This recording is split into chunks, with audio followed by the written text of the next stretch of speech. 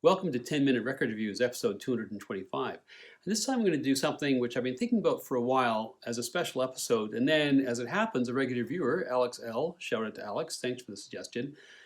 What about somebody who's just trying to get into jazz, doesn't really know where to start, finds it all daunting? What about a video just talking about a few records you might want to start your collection with? So I thought, okay, good idea. So this video is all about 10 records, if you're just starting a jazz collection, that you might want to get. These days, I got a lot of jazz records. I don't know exactly how many, but these are largely acquired after I turned 40. I'm 56 now, and when I was younger, I just found jazz daunting and intimidating. Now, luckily, my dad was a bit of a jazz fan back in the day when the great jazz records were coming out, and so there were a number of classic albums which he had, which I used to listen to, a few of which I'm going to recommend here.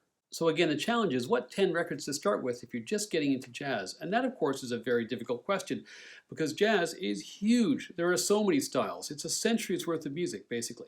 And it's also a difficult question because nobody, least of all me, knows all about jazz. And there's so much to discover. And part of building a collection is learning what you like and what you don't like. And nobody's going to like everything. Here's what I thought about when putting this together. First of all, price and availability. This has to be a record that the buyer today can actually get hold of. A lot of really great music, weirdly, has not been re-released in some time on vinyl or sometimes even not on CD. So there's some great music that I'm not even really going to discuss here because unless you're willing to pay $500 a crack for a used copy, you're not going to get it. My second consideration was accessibility. Some jazz is really easy to get into. Others is a lot more difficult, challenging, frankly, sometimes even off-putting. And a lot of jazz can be an acquired taste. Eventually, you might get to a place where you really love the stuff, which is difficult to get into, but it's not the place to start. Third, I focused on albums from the era of 12-inch long-playing records, and in practical terms, that basically means music from 1950 onwards. Prior to that, singles were the name of the game. Those aren't being produced as they were originally pressed. They're all in compilations now. If you get the old ones, the quality is often going to be quite low and or they're going to be quite scratched. That, of course, does not mean those records aren't worth collecting. Of course they are, and if that's your jam, then that's absolutely fantastic. But it just so happens that my taste in music kind of coincides with the advent of the LP. My taste in music is very much what you might call modern jazz from 1950 on. The great artists who made it big before 1945, people like Duke Ellington, Louis Armstrong, Count Basie, are loved by millions and for good reason. But big bands, swing, ragtime, Dixieland, these things are not my bag. By contrast, I love almost everything that happens in jazz after 1945. And of course, around that time, what happens is bebop comes along and blows up the whole world of jazz as it was. Instead of big orchestras playing swing music to ballrooms full of dancers, you had small collections of musicians after hours playing wildly frenetic, improvisational, fantastic music at a breakneck pace, really for the pleasure of the musicians themselves as much as the audience. I love bebop, Charlie Parker in particular, but so much of that work was released on singles. It's now compiled in box sets and so on, and that's great. But for me, a record is a 12-inch album, and that's what I'm going to talk about. And I'm not convinced that bebop is really the place to start for beginners anyway. So this is very much a modern, post-1950 list, actually 1950 to 1975, which in my humble opinion is when some of the greatest jazz ever was recorded. The final thing I'll say is that because I'm only picking 10 records, I am not focusing on covering all the styles or particular artists. Why? Because there are way more than 10 styles in jazz, and because individual artists typically would be active in more than one style over the course of their career. Jazz is American music, but to get to the real point, it's Black American music and thus derives from West African music. And the two biggest external influences on American jazz between 1950 and 1975, Cuban music and Brazilian music, are themselves heavily based on West African rhythms and composition.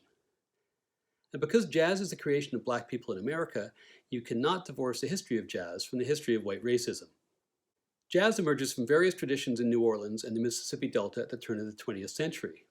It's a largely local phenomenon until World War I causes great social mixing in the US, and jazz migrates to New York, which would remain its capital.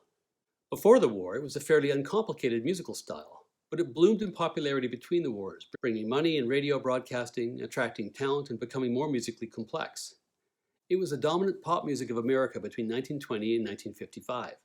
The interwar years were the time of the big bands, of jitterbugging and swing dance, and the famous orchestras of Duke Ellington, Count Basie, and Benny Goodman. As the war ended, jazz musicians were getting bored of the formula of the big bands. They created a new style, played lightning fast in small groups by amazing virtuosos like Charlie Parker and Dizzy Gillespie, called bebop. Small groups, or combos, now replaced the big bands, for good for the most part. On the West Coast, a more laid-back, more melodic, and frankly whiter brand of jazz emerged called cool jazz. On the East Coast, the civil rights movement led to black musicians playing more self-consciously black music, related to, but slower than bebop, called hard bop, or sometimes post-bop. In the 1950s, and again after the Cuban Revolution, Cuban sounds were imported, creating a whole new genre of Latin jazz. In the early 1960s, American musicians enlisted as State Department Cold War ambassadors discovered the amazing new sound of bossa nova in Brazil, and another great jazz-Latin fusion was born. Back in America, the civil rights movement and the social turmoil of the 1960s led to almost every convention in jazz being challenged. This gives us the modal jazz of Miles Davis and John Coltrane, avant-garde jazz, and free jazz. Growing interest in African and other non-Western cultural influences also leads us to the remarkable flourishing of spiritual jazz, and political Pan-Africanism gives us jazz heavily intertwined with the Black Power movement. Finally, as jazz had become more esoteric and political in the late 1960s, it had lost almost all its audience to rock and R&B. In response, many jazz musicians began to join jazz with rock and funk, and jazz fusion enjoys a great heyday in the 1970s. There's a lot more to the jazz story, but I kind of think these are the best bits, and somebody else can do a video on Branford Marsalis. So let's talk about these 10 records. Well, the first one I picked is Miles Davis's Bag's Groove, and this is a superb, kind of a transitional album from 1954. It gives you a taste of the tail end of bebop and also the very beginnings of hard bop. It's also got Sonny Rollins, Miles Davis, and Thelonious Monk all in top form and all really key moments in their career, so it's a fascinating record. There's a lot of kind of angst around the creation of it too. The second record I'm going to mention is Dave Brubeck Quartet's famous record, Time Out. This is a great example of cool jazz. It's also a good example of the kind of nerdy and quirky intellectual side of jazz as well in terms of some of the compositions here. And probably most importantly, this album introduces you to Dave Brubeck's secret weapon, who's actually the reason to listen to Dave Brubeck records, Paul Desmond, the fantastic alto sax player, the guy who tried to make his sax sound like a dry martini. And in terms of honorable mention in the cool jazz lane, another example might be the Gerry Mulligan Quartet's debut record with Chet Baker. This is also excellent. I wanted to pick a vocal album. The trouble is there are so many different styles. The one I picked is this one, which is a collaboration between Frank Sinatra and Antonio Carlos Jobim. Jobim is basically the compositional driving force behind the bossa nova. Sinatra, I think, needs no introduction. This, in theory, is a bossa nova record. It is a bossa nova record, but it is all about Sinatra. This is one of his great mid-career performances and really not to be missed. If you want something which is a vocal jazz record, which is more in a straight-ahead jazz vein, then I might recommend this instead, Sarah Vaughan's record, Swingin' Easy. She's such an amazing vocal talent. I also wanted to recommend a modal jazz record, and of course the most famous modal jazz record of all is Miles Davis's brilliant album from 1959 with John Coltrane and Bill Evans and a whole bunch of other folks, Kind of Blue, which, again, probably needs no introduction. It's one of the best-selling jazz records of all time, and this is a good one to start with. But actually, the one that I was going to recommend is this one by Bill Evans, who plays on that record. In the early 60s, Evans had this trio with Paul Motian, the drummer, and Scott LaFaro, the bassist, and this is one of a number of absolute gems they put out. I don't think there's a better rainy day record in the whole world, really, than this record. And it's also kind of poignant because the bassist, Scott LaFaro, died just a few days after that record was made in a car crash. They actually bumped up his bass in the mix as a tribute. Anyway, it's a beautiful, beautiful record. Now, we need a Coltrane record here, and you really should get a copy of A Love Supreme. This should be in anybody's jazz collection. Another great Coltrane record to pick up slightly earlier, and a little more kind of straight-ahead jazz, more conventional is, although still remarkable, is his album Giant Steps. But the one which I thought I would recommend is probably the most challenging record of all the ones I'm showing you here. It's one which really set the critics kind of on fire, not all in his favor, but it's a remarkable record because he was in such a period of transition and he's just playing his ass off here, and he's got a great band with him, and that is John Coltrane live at the Village Vanguard. John Coltrane is, of course, one of the two super famous Coltranes in the jazz world. The other one, of course, is his widow Alice, who, after John died in 1967, embarks on a journey on Impulse Records, either together with or sometimes separately from the tenor saxophonist Pharoah Sanders, a remarkable run of some of the most jaw-dropping spiritual jazz records you could ever want to hear. And I think, you can debate this long and hard, but I think the very best of those is this one, A Journey in Satchidananda. Is it jazz? I don't know if it's jazz. It's nothing else, so it's got to be jazz. It's absolutely amazing music, and I highly, highly recommend this. If you want a taste of Sanders records, again, almost anything Sanders did, Pharoah Sanders did on Impulse is great. This would be the honorable mention choice in that category, would be his album Karma, which has the great track, The Creator Has a Master Plan. I also have a bit of a deep cuts recommendation on this whole kind of spiritual jazz track, and that would be this one, Heavy Sounds by Elvin Jones and Richard Davis. Elvin Jones was John Coltrane's drummer.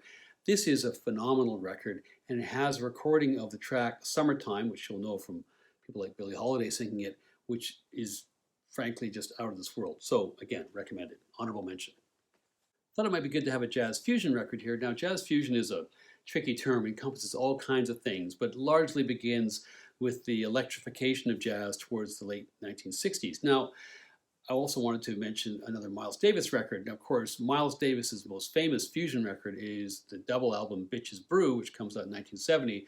Lots written about that. A lot of people swear by the record. Personally, I have never gotten that. I've listened to it, don't really get it. But the Davis record that came before that, In a Silent Way, I think is magic. It's near perfection. It is the very beginning of his electric phase. It's also, I think, one of the most beautiful fusion records you'd ever want to hear. So highly, highly recommend it.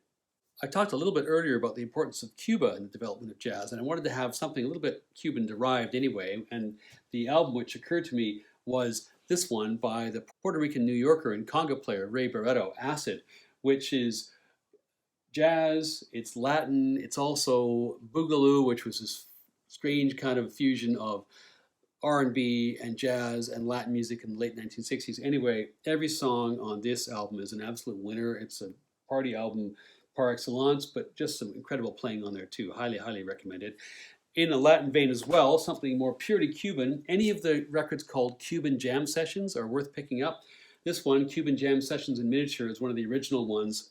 Fantastic, fantastic music, start to finish. And if you want something a little more reflective of the American Latin jazz craze in the 1950s, then I might recommend, well, pretty much anything by Tjader of his Latin work in the 1950s, and this one in particular, Mambo with Tjader, is a good outing.